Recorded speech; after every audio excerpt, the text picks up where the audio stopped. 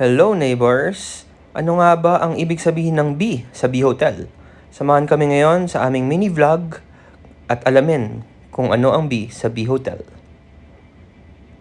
Hindi siya beef and broccoli. Hindi rin siya si Kuya Ben. Hindi rin bangus sisig.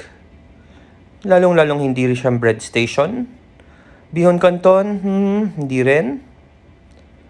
Boiled ay hard-boiled egg pala. Hindi rin po. Buttered vegetables? Hindi rin po. Yan. B is for buffet. Yan lahat makikita nyo sa lunch buffet sa Prime Cafe sa B Hotel. Every Friday, 11:30 a.m. to 2 p.m. 850 pesos per person. Tapos may promo sila ngayon, 2 for 1. So check out nyo yan guys. Ayan, kita nyo naman, oh. Yan ang lahat ng offerings nila, 'di ba? So garantisadong busog ka, merong pang-ulam, merong bangus sisig. Ang sarap ng bangus sisig, guys. Pati nung chicken. Ayan, lalo na yung calamares. And may Pinoy style spaghetti din sila. And syempre, may fruits and sweets. Ayan, kitang-kita niyo naman, tuwang-tuwa ako, 'di ba? Okay, on to the next B. Bedroom. Ang ganda ng bedroom nila, guys. Very cozy, very relaxing. And then additional B, yung bed nila. Sobrang sarap ng bed nila. Sabi ko nga, muntik namin ma-miss yung breakfast dahil sa sarap ng tulog namin. Ayan, kita nyo nga ako pag gulong-gulong. O kahit na ganyan ako kabigat, hindi siya nasira. Ayan, so kahit overweight, kayang-kaya niya. Biyaheng Alabang Bulletin.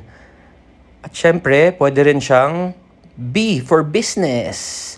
Ayan, kung gusto nyo mag-work from home, pwede kayo dyan. Kung business trip man, pwede rin. Ang daming outlets, ang comfortable mga upuan. Ayan, may dyaryo pa sila sa may lobby. Okay, so pwede rin kayo ng pangmalakasang swimming. Kasama siya sa bedroom. May access kayo sa swimming pool tsaka sa gym. O ayan, kunyari nagtatrabaho, pwede nyo rin gawin. Kunyaring nagwe-weights, pwede nyo rin gawin. Okay, on to our next B. So, pasyal tayo sa Johnny's Steak and Grill. Na paggabi, yung Prime Cafe, nagiging Johnny's Steak and Grill. So, ang B na to stands for Chef Bam. Ang sarap ng mga offerings niya. Ayan yung signature drink nila, yung Butterfly Mist. Ang sarap niya, guys. Ayan, syempre, yung bread, yung mga appetizer nila na inasal, and then the soup. Lahat yan ang sarap. All the way, of course, to the main course. Ang kanilang steak. Syempre, best paired with wine. Ayan pa yung mga dessert. Syempre, isa pang B ay ang band. Every Friday ng gabi, sa Johnny's Steak and Grill, merong band. Kaya book your dinner na rin dito sa B Hotel. Ano ang next na B? Banyo. Syempre, bidet. Hindi pwedeng mawala yan. So, salamat, may bidet si B Hotel. Siyempre, ang next B ay breakfast.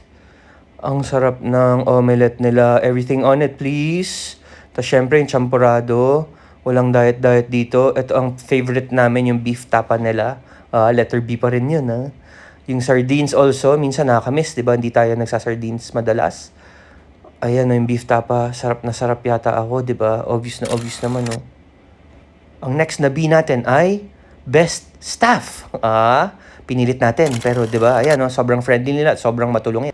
So, balik tayo sa mga offerings ng B Hotel. Ang sarap ng dinner, ang sarap ng drinks, ang sarap ng lunch, ang sarap ng breakfast, ang sarap ng bed. Anong B pa ba yung nakalimutan natin? Basta. So, mag-book na kayo sa B Hotel. For sure, makaka-recharge kayo at makaka-enjoy with your family and friends. Let's go!